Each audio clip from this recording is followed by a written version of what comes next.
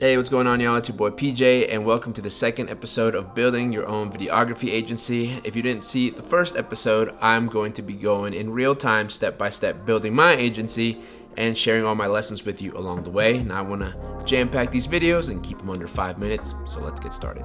Now today's episode is going to be about the very start of setting up the agency, which is going over the LLC, finding your niche, the logo, and all that good stuff so that you actually have an agency to grow. All right, so step one is going to be actually picking your niche. Clients want to pick someone who's a subject matter expert in their field or in their industry. So contrary to belief, it doesn't narrow the amount of opportunities that you have, but actually helps you get more clients within that field. Some things you'll have to ask yourself are, what am I passionate about? What are my strengths? What kind of schedule do I want to have? Wedding videographers, for example, have way different schedules than other videographers. And after you take all these things into consideration, you pick one and you try to stay as close as you can to it because you want to specialize in something. All right, now some quick tips on your company name and your logo.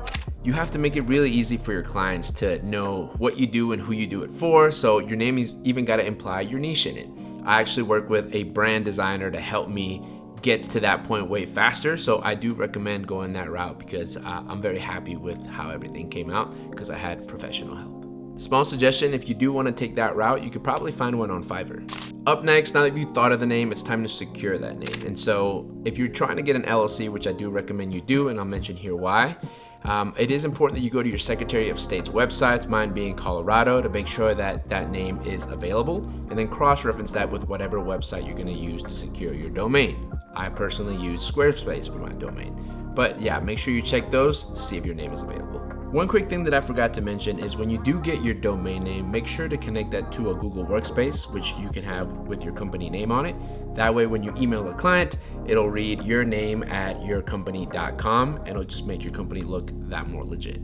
If you're curious, my domain name from Squarespace costs $14 for the whole year. So I'll link a video in the description that talks more about LLCs. I'm no expert, but the biggest reasons why I got it is 1, it protects your assets. 2, it helps you get a business bank account.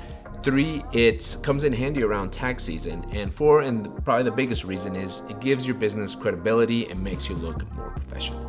Now, in order to get that LLC, it's actually pretty simple. Just go back to the Secretary of State website that I mentioned earlier, the one for your state, and pick a registered agent, fill out the application, and then pay the fee. The fee will vary by state, and there's some websites that say they'll do it for you, but it was actually pretty straightforward, and even I could do it. So I suggest just doing it on your own because those other websites are trying to upcharge you. A little add-on to that, it will be an annual fee that you'll have to pay in order to keep your LLC in good standing and from expiring. It only took about 4 or 5 business days to hear back by email that I got approved for my LLC. I was super stoked, and now I took that information to the irs.gov website and was able to instantly and free, I might add, apply for an EIN, which is my employee identification number, which I then used to get a business bank account. Lastly, if you're wondering how I decided on which bank account to use to track all my business expenses, I actually just used ChatGPT and compared a bunch of different recommendations,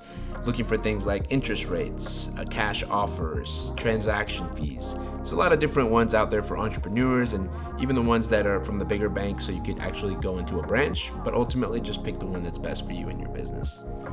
All right, so I tried as fast as I could to get under that 5-minute threshold. Hopefully I did that, but on the next episode, we'll talk about building your website, filling it up with pictures, spec work, and all that good stuff.